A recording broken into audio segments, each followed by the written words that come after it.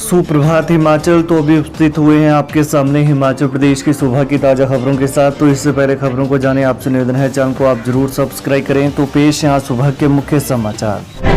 हिमाचल में 6 साल बाद जून में सामान्य से 20% अधिक बरसे बादल। हिमाचल प्रदेश में जून के दौरान 6 साल बाद बादल फिर झमाझम बरसे हैं। इस वर्ष जून के दौरान सामान्य से 20% अधिक बारिश हुई। प्रदेश में 1 से 30 जून तक 121 मिलीमीटर बारिश दर्ज हुई। इससे पहले जून 2017 में 122 मिलीमीटर बारिश रिकॉर्ड हुई थी। प्रदेश में इस वर्ष मानसून प्रवेश करने के बाद 24 से 30 जून तक सोलन जिले में सबसे अधिक और लाहौल स्पीति में सबसे कम बारिश दर्ज की गई। एम्स से रेफर कर दी गर्भवती, एम्बुलेंस कर्मियों ने रास्ते में करवाया सुरक्षित प्रसव। देश के प्रतिष्ठित एवं प्रदेश के सबसे बड़े अस्पताल एम्स बिलासपुर में स्वास्थ्य सुविधाओं की पोल खुल गई। एम्स के विशेषज्ञ डॉक्टरों ने यहां से गर्भवती महिला को खून की कमी बताकर प्रदेश के एकमात्र शिमला स्थित जच्चा बच्चा कमला नेहरू अस्पताल रेफर कर दिया, लेकिन एम्बुलेंस कर्मियों ने बीच रास्ते में महिला का सुरक्षित प्रसव कर दिया। बहरहाल जच्चा बच्चा स्वस्थ हैं और कमला नेहरू अस्पताल में उपचाराधीन है। जानकारी के अनुसार बिलासपुर जिले के सदर उपमंडल के मारकंड गांव निवासी अमित कुमार गुरुवार को अपनी पत्नी को प्रसव पीड़ा होने पर जिला अस्पताल बिलासपुर ले गई। ईद की छुट्टी होने पर अस्पताल में गायनी चिकित्सक न होने पर महिला को एम्स रेफर कर दिया।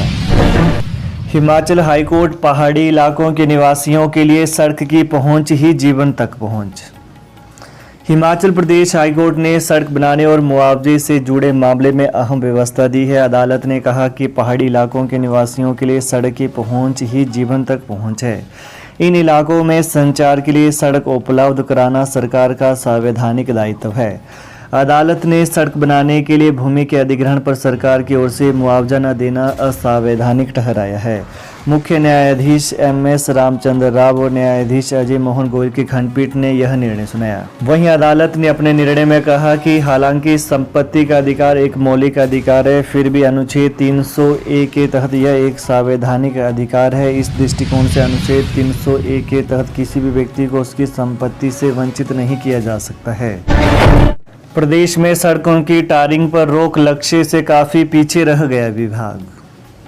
हिमाचल में सड़कों की टायरिंग पर रोक लगा दी गई है। अब बरसात के बाद ही प्रदेश में टायरिंग के काम हो सकेंगे। लोक निर्माण विभाग ने फील्ड अधिकारियों को इस बारे आदेश जारी किए हैं। प्रदेश सरकार ने इस वर्ष 2000 किलोमीटर सड़क की टायरिंग करने का लक्ष्य रखा था, लेकिन विभाग 750 किलोमीटर सड़कों को ही पक्का कर पाया है। नीट JEE की परीक्षा पास करने वाले सरकारी स्कूलों के 215 विद्यार्थी होंगे सम्मानित।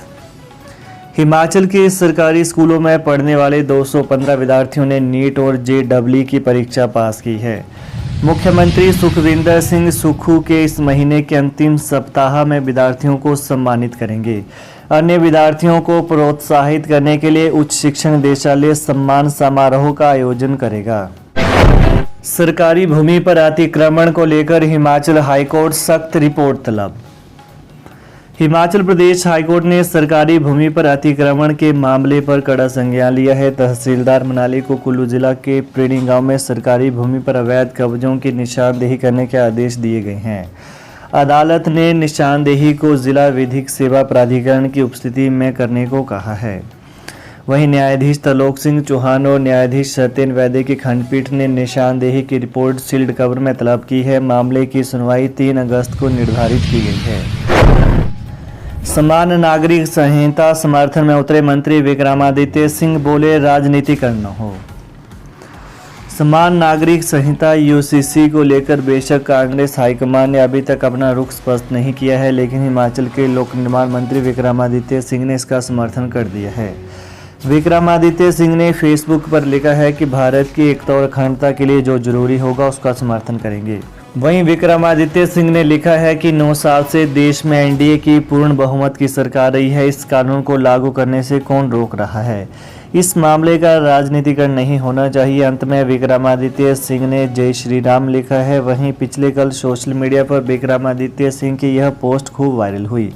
लोगों ने इस पोस्ट के पक्ष और विपक्ष में कई तरह के कमेंट किए हैं।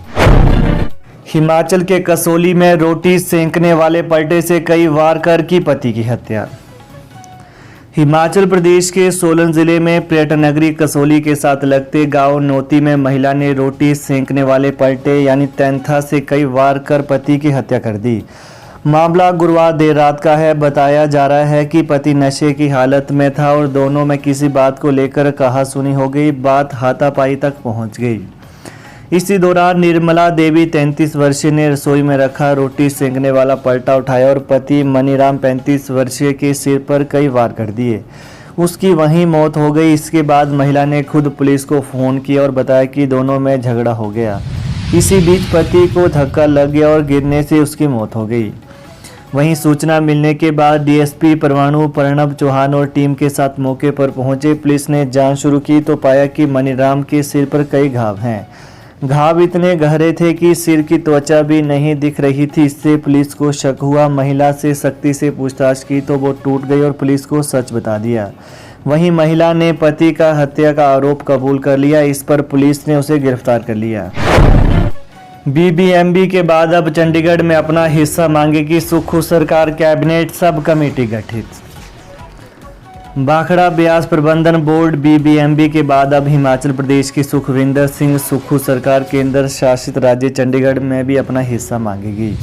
पंजाब पुनर्गठन अधिनियम के तहत अंतर राज्यों के बीच हुए समझौतों को खंगालने के लिए सरकार ने कैबिनेट सब कमेटी गठित कर दी है। कृषि मंत्री चंद्र कुमार की अध्यक्षता में बनाई गई कमेटी में उद्योग मंत्री हर्षवर्धन सिंह चौहान और राजस्व मंत्री जगत सिंह नेगी को सदस्य बनाया गया है। ऊर्जा सचिव कमेटी के सदस्य सचिव होंगे। वहीं पिछले कल सामान्य प्रशासन विभाग ने राजपत्र में इस बाबत अधिसूचना जारी कर दी है। कमेटी बीबीएमबी की परियोजनाओं समेत चंडीगढ़ में प्रदेश की हिस्सेदारी के दावों से संबंधित रिकॉर्ड जांचेगी। पूर्व मुख्यमंत्री जयराम ठाकुर बोले, मोदी 2024 में तीसरी बार देश की बागडोर संभालेंगे। नेता प्रतिपक्ष जयराम ठाकुर ने कहा कि प्रधानमंत्री नरेंद्र मोदी ने हमेशा हिमाचल प्रदेश के विकास को प्राथमिकता दी है। आज भी प्रदेश में हजारों करोड़ के प्रोजेक्ट केंद्र के सहयोग से चल रहे हैं। यह बात पिछले कल कुल्लू, बंजार और मनाली में हुई जनसभा के दौरान कही। कहा कि कीर्तपुर नेरचौक नेशनल हाईवे जल्द ही प्रदेश के लोगों को समर्पित कर दिया जाएगा। वहीं अंतर्राष्ट्रीय बाजारों में यूरिया की कीमतों में आए उछाल से किसान प्रभावित न हो, इसके लिए प्रधानमंत्री ने 3.70 लाख करोड़ का प्रावधान किया है। इसका देश के 80 करोड़ किसानों को लाभ मिलेगा। कहा कि वर्तमान में प्रदेश में एक ऐसी सरकार चल रही है जिसके मुखिया अपने नाम से योजनाएं चला रहे हैं। जनता को झटका, राजस्व इंतकाल की दरों में 25 से 50% तक बढ़ोतरी, अधिसूचना जारी। हिमाचल प्रदेश राजस्व विभाग ने इंतकाल की दरों को संशोधित कर इसमें 25 से 50% तक की बढ़ोतरी कर आम जनता को महंगाई का झटका दे दिया है। राजस्व विभाग में वर्षों से चली आ रही इंतकाल की पुरानी दरों को संशोधित करने की मांग प्रदेश सरकार ने मान ली। वहीं सरकार ने इसकी अधिसूचना भी जारी कर दी है। अभी तक विभिन्न श्रेणियों के इंतकाल के दाम महज 1 रुपये से लेकर 2 रुपये प्रति खाता थे, लेकिन अब सरकार की अधिसूचना के अनुसार विभिन्न श्रेणियों के इंतकाल की न्यूनतम फीस 50 से लेकर 500 रुपये तक निर्धारित कर दी गई है। अधिसूचना में इंतकाल के लिए नए प्रावधानों का जिक्र किया गया है। इसके अलावा विभिन्न श्रेणियों के इंतकाल की दरों में वृद्धि से राजस्व विभाग को अनुमानित 12 से लेकर 15 करोड़ रुपए का वार्षिक राजस्व प्राप्त होने की संभावना है, जो पहले महज लाखों रुपए तक ही होता था। तो ये है आज सुबह के मुख्य समाचार। तो प्रदेश की ताज़ा खबरों को पाने के लिए चैनल को आप जरूर सब्सक्राइब कर लें। धन्यवाद। जय हिंद, जय हिमाचल।